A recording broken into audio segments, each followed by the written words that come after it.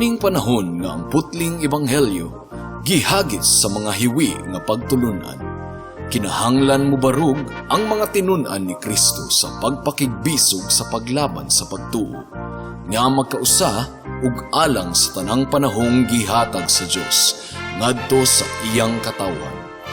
Maoy hinungdan nga namugna kining tulumanon ang putling ebanghelyo. 30 minutos nga pagsabwag sa tinuod nga ebanghelyo. Kauban ni Pastor Jeremias Hangad, ang putling ebanghelyo.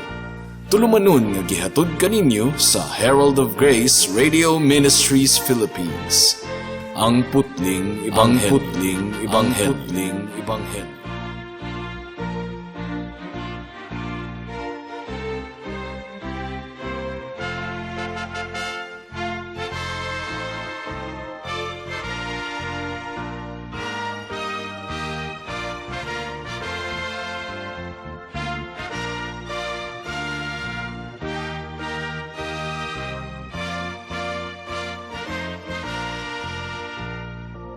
Mayong hapon Mabinay, mayong hapon Negros Oriental, Negros Occidental, Guimaras, Dumaguete City, Malabuyok ug uban pang mga munisipalidad sa Cebu Province ug kutob sa tanang gidala sa Ginoo sa pagpaminaw niining atong programa nga giuluhan og ang putling ebanghelyo.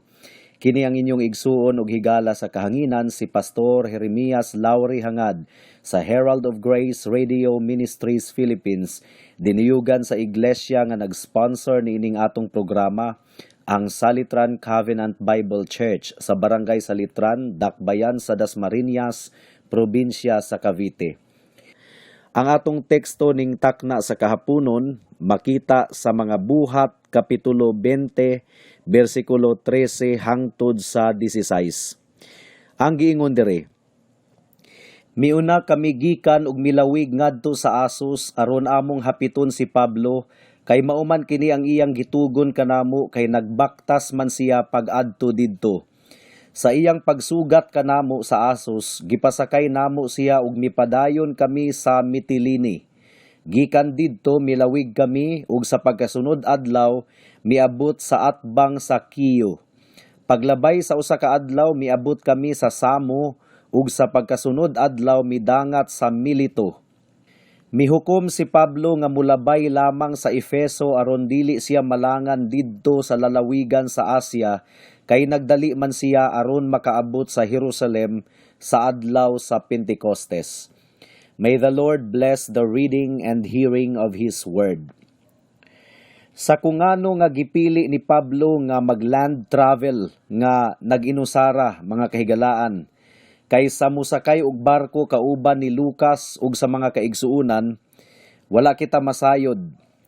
Tataw kaayo nga ang biyahe gikan sa Troas padulong sa Asos, mas paspas kaayo pinaagi sa land travel, kining pagbaktas lamang, kaysa musakay og barko. So pwede raman unta nga magkuyog na lang sila og baktas tanan kung ang pagdaginot sa oras ang gipalabi ni Apostol Pablo. Apan nganong gipili man ni Pablo nga magbaktas nga mag-inusara?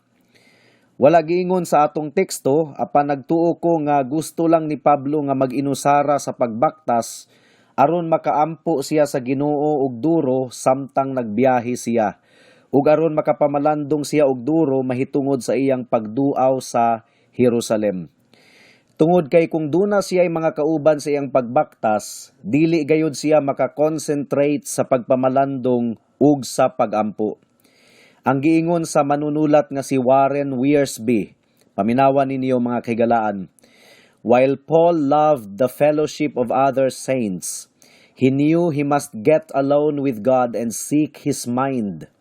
Ang buti pasabot, tinuod nga nahigugma si Pablo nga makig-uban sa iyang mga kaigsuunan sa pagtuo, apan nasayod usab siya nga gikinahanglan niya nga mag-inusara kauban sa Dios, aron makaampo og duro ug makapamalandong sa iyang pulong ug sa pagpangayo og kalamdagan sa kabubuton sa Ginoo, mahitungod sa iyang pag-adto sa Jerusalem. Well, ang pagahin og panahon diha sa presensya sa Ginoo, usa ka pribilehiyo nga kinahanglang i-avail sa mga katawhan sa Dios. Mao nga sa atong pamalandong ning takna sa kahaponon, atong tun-an ang kinabuhi ni Haring David, nga gilarawan sa Biblia ingon nga tawo nga nahigugma kaayo sa Ginoo. He was a man after God's own heart. Paminawan ninyo ang Salmo Kapitulo 119, versikulo 26. Ang giingon ni Haring David diri, gisugid ko ang tanan kong nabuhat, o gitubag mo ako, tudloi ako sa imong mga balaod.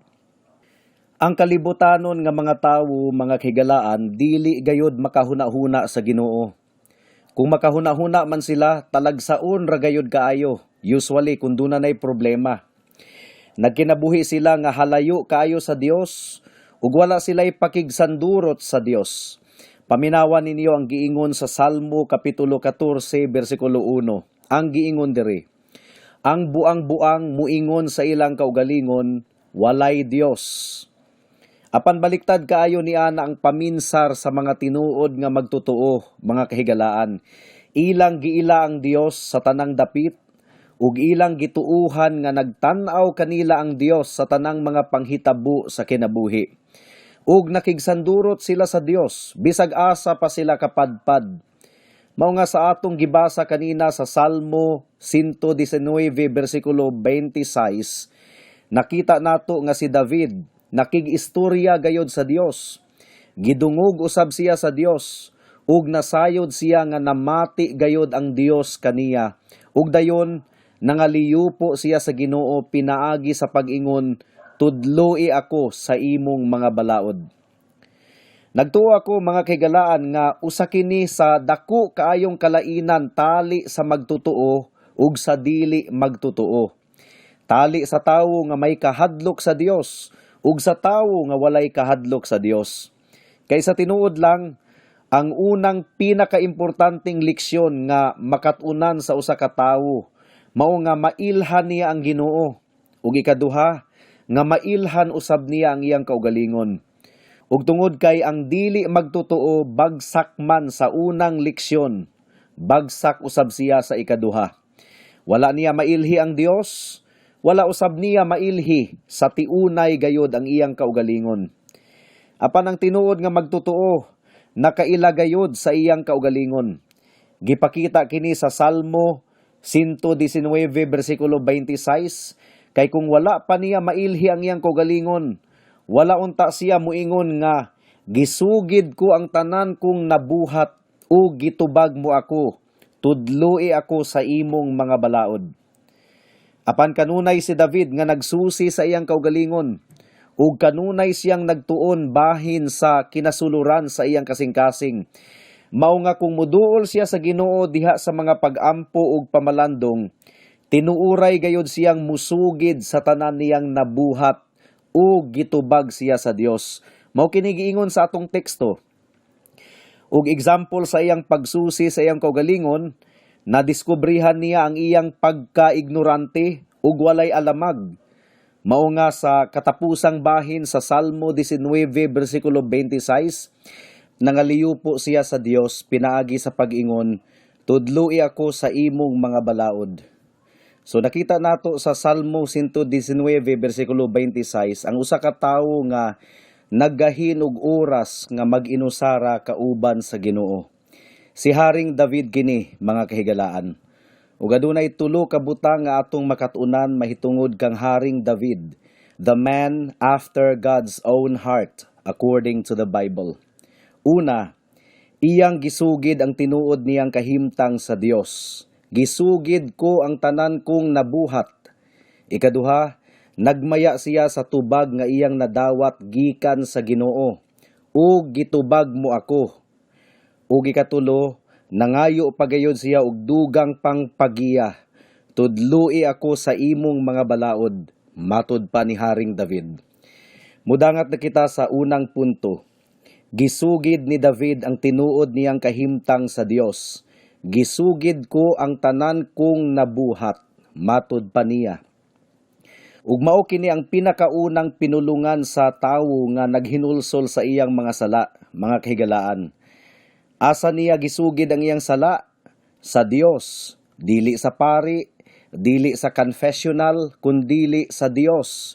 Gikumpisal niya ang iyang mga sala kang Kristo nga atong Pangulong Pari sa bag-ong kasabutan. Kang Kristo nga matinud-anon gayod nga mupasaylo sa tanan tang mga sala, kung ato kining isugid kaniya. Mao kini ang pinakaunang ang-ang sa atong pagkakristohanon, ang pag-ila nga kita makasasala, ug paghinulsol sa tanan tang mga sala, ug pagtuo sa gahom sa dugo ni Jesus aron sa paghinlo sa tanan tang mga kasalanan. Ang tinuod nga naghinulsol dili maglipod-lipod sa iyang kasalanan at tubangan sa Ginoo. Dili mangulipas, dili mopalusot, kundili maghinulsol uban sa pagdangup kang Kristo alang sa kapasayloan ug kaluwasan. Higala, hangtod karon ba imong gilimod ang imong mga sala at tubangan sa Ginoo? Walay pulos kung mangulipas ikaw pinaagi sa pag-ingon nga buutan man pud ka, matinabangon, wala mamintaha sa uban, so ang Dios na ang bahala nimo.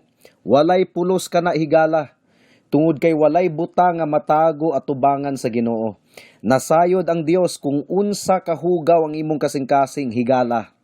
Mas maayo nga atong angkunon ang atong mga sala sa iyang atubangan, aron iya kining mahinluan ug aron iya na kining kalimtan hangtod sa kahangturan. Kadtong gitawag sa Ginoo si Moises aron manguna sa pagpagawas sa mga Israelita gikan sa Ehipto, bisag unsa na lang ang rason ni Moises aron makabalibad sa tawag sa Ginoo. Dili kuno siya maayong mangistorya, lahi na lang kuno ang tawgon sa Ginoo, bisag unsa na lang gani ang pangatarungan ni Moises aron makalikay sa tawag sa Ginoo. Apan gidiritso siya sa Ginoo sa Exodus kapitulo 4 bersikulo 19 sa pag-ingon nga, ayaw kahadlok, ang tanang gustong mopatay kanimo didto sa Ehipto wala na, nangamatay na silang tanan. So wala giangkon ni Moises ang tinuod nga rason nganong mibalibad siya sa tawag sa Ginoo. Apan nasayod ang Dios sa tinuod nga rason, nahadlok siyang mubalik sa Ehipto tungod kay daghan mang gustong mopatay niya didto.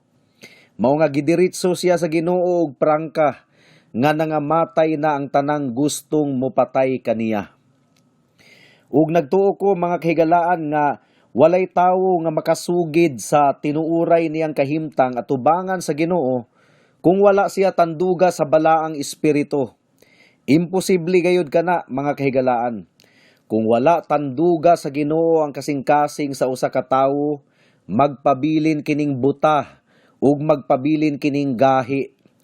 Sa sumbingay ni Jesus mahitungod sa anak nga badlungon, wala mo paubos ang anak ug mipauli sa iyang amahan kung wala pa siya makahinuklog. Niadtong giablihan na sa Ginoo ang iyang kasing-kasing, sa walay paglangan-langan pa, mipauli siya sa iyang amahan ug nagpaubos ug misugid sa tanan niyang mga sala. Well, ang sala, mga kahigalaan, mura na siya og kanser, nga gianam-anam ug kutkot ang atong lawas hangtod nga tiunay nagayod kining maluya ug mamatay. Ang sala mura og kanser. Makapalaglag kini sa atong kalag. Gawas na lamang kung matambalan kini sa bugtong Dios nga mananambal sa atong kalag. Wala nay lain kundili ang atong Ginoong Hesukristo, ang makasasala nga nakasabot sa gahom sa dugo ni Hesukristo. Dili gayod magpanuko sa pagtawag kaniya, sa pagsugid sa tanan niyang mga sala kaniya, pagpangaliyo po alang sa kapasayloan pinaagi sa iyang hamili nga dugo. O kung sa abogado pa, ang tinuod nga sad-an musugid gayod tanan sa iyang abogado. Aron ang iyang abogado na ang mag-igo sa paglaban kaniya didto sa korte. Ingon usab niini ang papel ni Jesus sa tanang mga makasasala kung atong isugid ang atong mga sala kang Kristo nga atong manlalaban ug musalig kita sa iyang gahom ug katakos sa pagtabon sa atong mga sala at tubangan sa Dios pinaagi sa iyang hamili nga dugo. Iya gayud kitang labanan at tubangan sa Dios pinaagi sa merito sa iyang hamili nga dugo, isip igo na nga bayad sa tanang mga sala, sa tanang mga nagtuo ug nagsalig kaniya.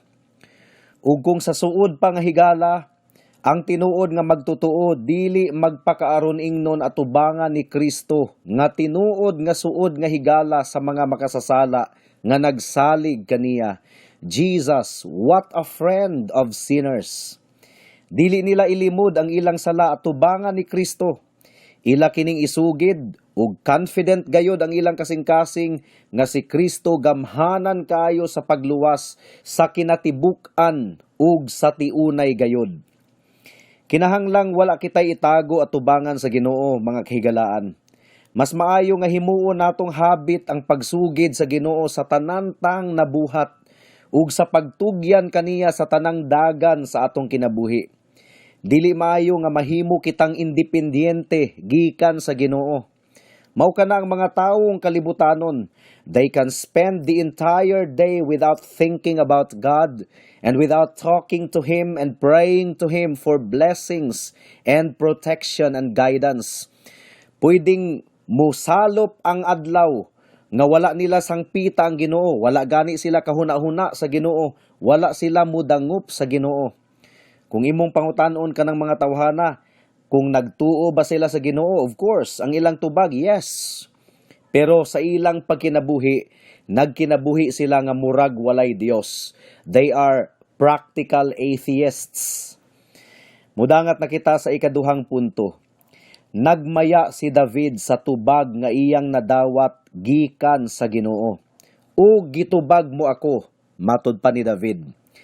Tamis kayong pamalandungon, mga kahigalaan, ang kamatuuran nga ang Dios namati di ay ug mutubag sa atong mga pagsugid sa tanan natong gibuhat kaniya.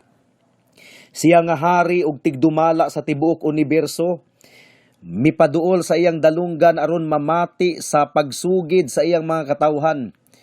Wala sila nag-awit ug mga pagdayeg ha. Wala sila nagsaysay sa kahibulungang mga butang sa Dios, kundili nagsugid lamang sila sa mga sala ug mga daotang binuhatan. Apan namati gihapon ang Ginoo kanila ug mitubag pinaagi sa paghatag ug kasiguruhan sa kapasayloan. Pagkatamis kaayong pamalandungon, mga kahigalaan. Ug dugang pa, kahibulungan kaayo ang pagpailob sa Ginoo. Kahibulungan kaayo nga ang Dios mamati kanato ug sa punto na nga isugid na nato ang atong mga sala, dili siya mutalikod kanato. Ug dili mo silaob ang iyang kasuko bato kanato, kundili mamati siya ug mupasaylo ug muhinlo sa tanantang mga kasalanan. Ang tendency sa tawo, mga kahigalaan, sama sa akong paryente nga gitrayduran sa iyang suod nga higala. Unya miabot sa punto nga nakonsensya ang iyang amigo sa iyang gibuhat, miangkon sa tanan sa akong paryente nga iyang gitrayduran. Ug ang tubag sa akong paryente, masabtan ra gayud kaayo. Iyang giingnan ang iyang amigo nga, maayo pa na lang untag, wala na lang nimo na gisulti kanako. Maglisod na hinuon ko og salig kanimo sukad karon. Ug sukad kaniadto, mga kahigalaan, natab-ang gayud ang ilang relasyon sa usag-usa. Well, ambot na lang karon. Wala na pud ko kabalita mahitungod kanilang duha. Apan dili susama sa reaksyon sa akong paryente, ang reaksyon sa Ginoo, mga kahigalaan, kung isugid nato kaniya ang atong mga sala. Ang giingon sa Dios sa Isayas kapitulo 1 bersikulo 18, ngari kamo ug maghusay kita, bisag unsa kapula ang inyong sala, maputi kini pag-ayo. Bisan pa kinig dagtom pula, maputi kini sama sa balhibo sa karniro. So nakita ninyo, mga kahigalaan, pagapapason sa Dios ang atong mga sala, sama sa pagpapas niya sa dagom, human kini mabundak ingon nga ulan sa yuta. Ang buti pasabot ni David sa iyang giingon nga namati ang Dios kaniya, ang buti pasabot namati ang Dios nga adunay kasing-kasing nga puno og simpatiya ug kaluoy. Ug klaro kaayo ang Hebrewhanon kapitulo 4 bersikulo 14 hangtod sa 16 nga nag-ingon nga si Jesus dako kaayo ang iyang simpatiya alang kanato nga iyang mga katawhan. Ang giingon diri, busa lig-unon ta ang atong pagtuo kay duna kitay pangulong pari nga halangdon nga atuan na sa presensya sa Dios. Siya mao si Jesus, ang anak sa Dios, ang atong pangulong pari, dili sama sa ubang pari nga dili mubatig kaluoy sa atong mga kahuyang, kundili usa siya ka pangulong pari nga gitintal sa tanang paagi sama kanato, apan wala gayud makasala. Busa dili kita magpanuko sa pagduol sa trono sa Dios, diin anaa ang grasya. Dinha madawat nato ang kaluoy ug ang grasya nga atong gikinahanglan. Hebrewhanon kapitulo 4 bersikulo 14 hangtod sa 16. Ug di ba nindot kaayo ang saad sa Ginoo sa Isayas kapitulo 55 bersikulo 6 hangtod sa 7 nga nagaingon, "Dangup sa Ginoo samtang may panahon pa, sangpita ninyo siya samtang siya duol pa. Pabiyaa ang mga dautan sa ilang mga sala, ug ipasalikway sa mga makasasala ang ilang mga dautang hunahuna. Pabalika sila sa Ginoo aron kaluy-an sila. Pabalika sa atong Dios kay andam siya pagpasaylo. Dalaygon kaayo ang atong buhi nga Dios." Mudangat na kita sa ikatulong punto. Nangaliupo pagayod si David sa Ginoo pinaagi sa pag-ingon, "Tudloi ako sa imong mga balaod." Human isugid ni David ang iyang mga sala, human siya gipasaylo sa Ginoo, nangaliupo pagayod siya nga tudluan siya sa Dios sa iyang balaod. Mao kini ang kinahanglang sumban sa usa ka tinuod nga disipulo ni Kristo, ang kanunay nga mutamud sa balaod sa Dios aron malikayan ang pagpakasala. Kay sa tinuod lang mga kahigalaan, daghang mga sala nga bunga sa atong pagkaignorante. Mao nga kinahanglan natong pangayuon sa Ginoo nga iya kitang tudluan sa iyang balaod, sa iyang dalan. Ug klaro usab kaayo nga aduna kitay katungdanan nga mutuon sa pulong sa Dios aron atong masayran ang iyang kabubuton ngari kanato. Mudangat na kita sa mga aplikasyon.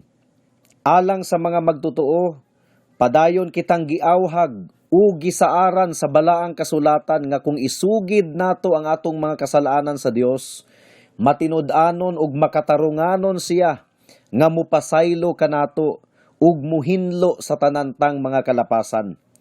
Mabasa nato kini sa unang Juan kapitulo 1 bersikulo 9. Sa atong pagpakigsangka batok sa sala, ang atong Dios andam kanunay nga maghatag kanatog kalig-on ug kusog aron kita magmadaugon. Ug kining tanan pinaagi lamang gayod sa iyang grasya.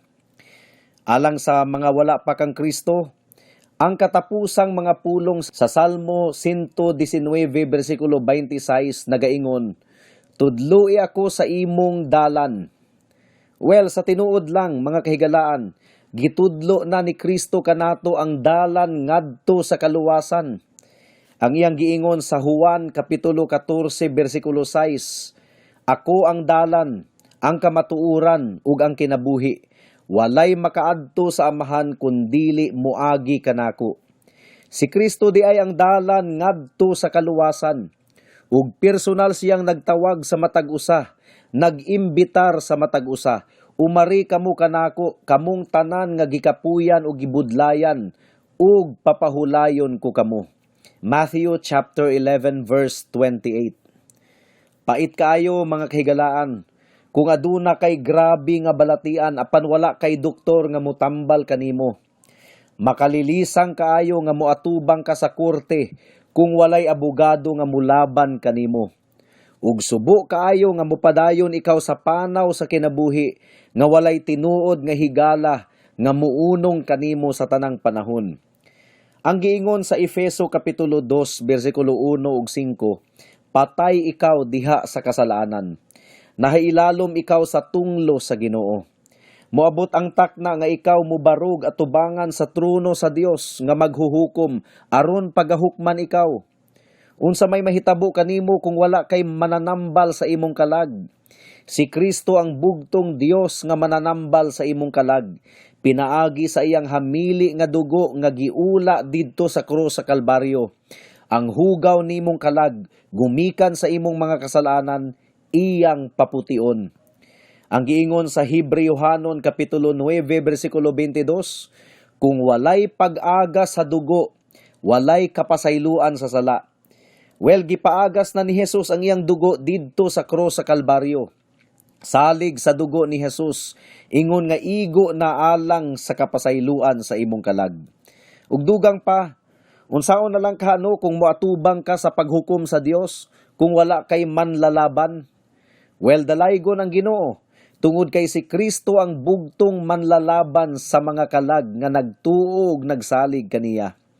Muingon si Jesus sa Amahan, tinuod nga makasasala kining tawhana, apan gitabuna na ang tanan niyang mga sala sa akong dugo nga giula didto sa krus sa Kalbaryo.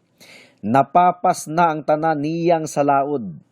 Nakita ninyo higala, ang dako kaayong kasiguruhan kung imong ibutang ang imong pagsalig kang Hesus. Magpabilin ikaw ang anak sa tunglo kung dili ka maghinulsol sa imong mga sala ug musalig sa dugo ni Jesus. Apan kung ikaw mudangup kang Jesus, andam siyang mutangtang sa tanan mong tunglo ug mudawat kanimo ug mo presentar kanimo sa Dios Amahan, ingon nga bililhon niyang karniro nga gitubos niya pinaagi sa iyang dugo. Sumala sa iyang saad, makauban kaniya sa iyang walay katapusan nga gingharian sa bag-ong langit ug bag-ong yuta hangtod sa kahangturan. Amen. Hangtod din hilang kita taman sa atong pagtuon karong taknaa tungod kay wala na kitay oras pa. Ako kamong padayon nga giimbitar sa pagpaminaw niining atong programa sa matag Miyerkules, alas 6 hangtod sa alas 6:30 sa hapon dinhi sa Power 102.1 RFM. Daghang salamat.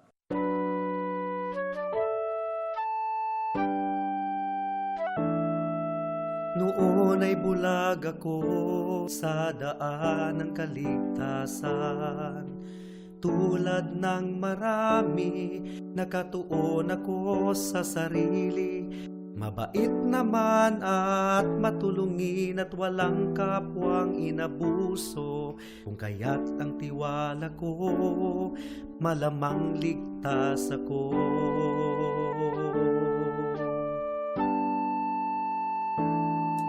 Ngunit ang isipan ko'y binuksan ng Panginoon. Bigat ng kasalanan ko'y pinakita niya sa akin. Dagdag pa ang aking puso, likas na sa Diyos ay umaayaw. Kung kaya't ako'y nabahala sa aking kaluluwa. Ano nga bang batayan ng katubusan at kaligtasan ng isang katulad kong makasalanan? Ngayon ay batid ko na ako'y walang magagawa upang ituwid ang aking kaluluwa. Sa harapan ng Diyos, ako'y tumawag kay Jesus at nagtiwala ng lubos sa kanyang kapatawaran at tawang puspos. Siya lang ang manunubos pagkat siya'y namatay sa krus. Dahil sa aking kasalanan, ang sumpa sa kanya'y binuhos.